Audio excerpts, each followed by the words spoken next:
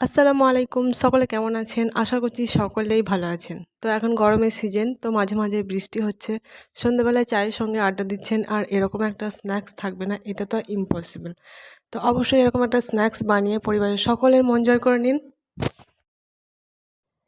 তো এটা বানানো খুবই সহজ। তো এটা বানানো দেখতে গেলে পুরো ভিডিওটা কোনো রকম স্কিপ না করে পুরো ভিডিওটা দেখতে হবে যে আমি কিভাবে বানিয়েছি। তো প্রথমে আমি আটাটা মেখে নেব। তো আটা মাখার জন্য এটা তো বলার কিছু নেই। তেল আর একটু লবণ মানে পরিমাণ মতো লবণ দিয়ে ভালো করে এটাকে ডলে ডলে মথে নিতে হবে। তারপর নর্মাল পানি দিয়ে একটা সফট ডো তৈরি করে নিতে হবে।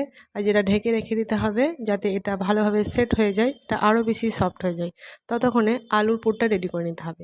আলুটাকে আগে থেকে সেদ্ধ করে রাখবেন। তারপরে লঙ্কা, পেঁয়াজ কুচি, অবশ্যই ঝালটা আপনাদের পছন্দ অনুযায়ী অ্যাড করবেন। তারপরে হাফ চামচ করে হলুদের গুঁড়া, তারপর জিরার গুঁড়া, গরম মশলা, ধনিয়ার গুঁড়া, তারপর গোলমরিচের গুঁড়া, এগুলো সমস্ত মশলাগুলো দিয়ে ভালো করে আলুটাকে এভাবে মাখিয়ে নিতে হবে। আলুটা মাখিয়ে এক সাইডে রেখে দেব। তো এটা তো একেবারেই রেডি, এটাকে আমি সাইডে রেখে দিলাম। তো যদিও আমি এটা শুধু আলু দিয়ে বানাবো না, সঙ্গে ডিম দেব, অনেকটা ডিম আলু চপের মতো আর কি। তো ডিমগুলোকে আমি এইভাবে গোল গোল করে শেপ দিয়ে নেব। আপনারা চাইলে যে কোনো শেপে এটাকে কাটতে পারেন। ডিমগুলো এইভাবে গোল গোল করে কেটে নিয়েছি। এদিকে আমার ডোটা অনেক বেশি সফট হয়ে গিয়েছে। এবার এটাকে আমি উঠিয়ে এভাবে লম্বা করে ছোট ছোট লই কেটে নেব। তো প্রথমে আমি হাত দিয়ে কাটলাম, তারপর দেখলাম যে না ভালো শেপ আসছে না, তাই আমি ছুরি দিয়ে এটাকে ভালো মতো কেটে নিয়েছি। একদম ছোট ছোট করে কেটে নিয়েছি। এরপর একটা করে লই নিয়ে এভাবে করে বেলে নেব। তবে এইভাবেও নাস্তাটা বানানো যায়, তবে আমি একটু শেপটাকে অন্যরকম করতে চেয়েছি, তাই এগুলোকে আগে প্রথমে বেলে নিয়ে তারপর একটা ঢাকনা দিয়ে এটাকে সুন্দর একটা শেপে কেটে নিয়েছি। তবে এইভাবেও রাখতে পারেন, কোনো সমস্যা নেই।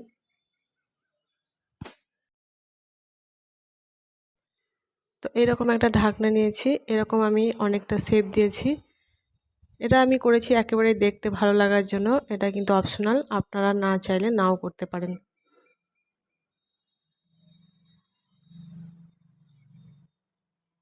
তো এইভাবে করে সমস্ত রুটিগুলো বেলে নেবেন, মানে যে নাস্তাটা যেভাবে তৈরি করবেন।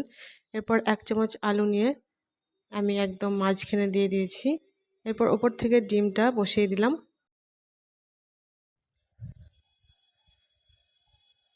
এরপর এইগুলোকে কভার করে নেব।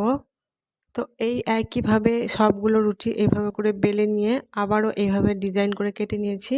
তো অবশ্যই যখন এগুলোকে কভার করবেন এইভাবে করে পানি লাগিয়ে নেবেন, না হলে কিন্তু স্টাফিং বাইরে চলে আসবে, ভাজার সময় খুলে যাওয়ার ভয় থাকবে। তো পানি লাগিয়ে নিলে একেবারে সুন্দরভাবে এইভাবে করে কভার করে নিতে হবে। তো দেখতেই পাচ্ছেন খুব সহজ রেসিপিটা, আর খেতেও কিন্তু অনেক মজার। তো সবগুলো আমি এইভাবে করে কভার করে নিয়ে তেলে ভেজে নেব। তো তেলে ভাজার সময় একটু সময় নিয়ে ভাজবেন, অনেক বেশি মুচমুচে করে।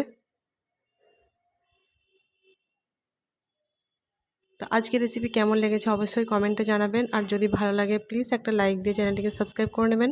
আর যদি ফেসবুক থেকে দেখে থাকেন তো অবশ্যই পেজটিতে ফলো দিতে ভুলবেন না, এটা আমার একান্ত অনুরোধ।